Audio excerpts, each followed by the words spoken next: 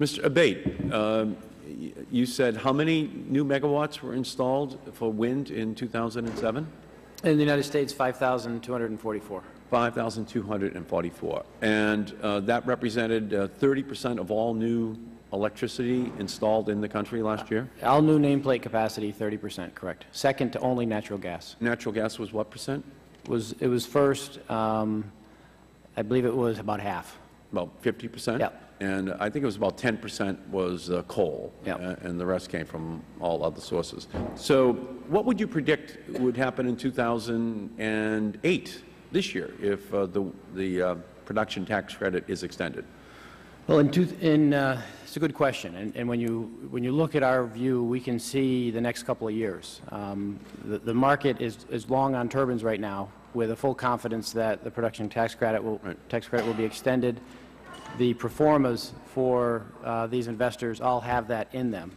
So in 2008, our production capacity, if you take what that's scaling to and doubling it, it'll be between 7 and 8 gigawatts. 7,000 and 8,000 new megawatts. Yep. And on top of only 5,200 this year. Right. So what would it project out to then for 2009? In other words, what's the projection in terms of new wind power? Yeah. If you just take our order book and what we're seeing as far as demand in the market, with a stable policy, by 2010, this country could be well over 10 gigawatts. 10,000 megawatts every year being produced. Yes. And how many new nuclear power megawatts will come online this year in the United States? Do you know? None. How many next year? Do you know? Same. How many in 2010? Do you know? For some time, it'll be zero. Zero. And the reason is capacity, to be able to pull that off, and the investment and the long-term cycle of that technology. So in other words, if there's 10,000 new megawatts every year for 2010, 11, 12, 13, 14, 15, and it could actually get larger, huh? So there could be 100,000 new megawatts of wind installed in the United States before the first 1,000 megawatts of nuclear power comes online. That's a reasonable assessment, yes. Mr. Unger, do you think that's a reasonable assessment?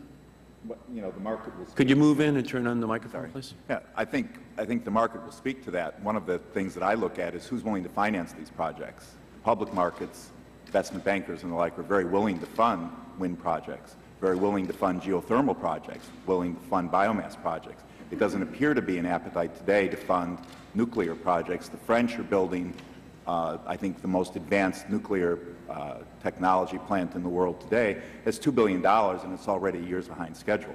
So it's quite a bit of uncertainty in the construction costs before they can even come online, and the generating costs, which are higher than that of wind, certainly don't include what we do with the waste. So it creates uncertainty which investors are unhappy about, and as he says, if we have certainty about tax credits, then we have certainty about tying up our money. Venture capitalists have their money for 10 years, and we'd like to have that kind of certainty.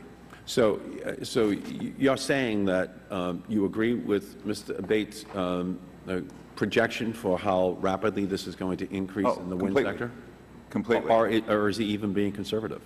He may be being conservative. The nice thing about wind and solar is that, we were having this conversation before, some states are blessed with a lot of sun, some are blessed with a lot of wind.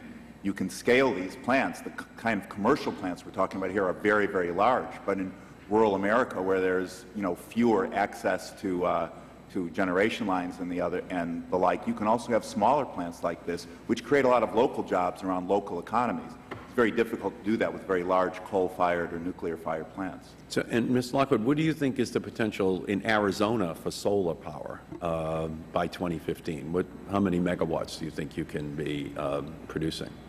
Mr. Chairman, I believe with a long-term extension of the ITC, you could see well over 1,000 megawatts of large-scale solar built in Arizona alone by 2015, probably even more than that. Probably even more than that. Mm-hmm. And again, this is all before the first nuclear power plant comes online after 25 years. So that's pretty big news in terms of what is happening out in the marketplace with an extension of the production tax credit for renewable energy.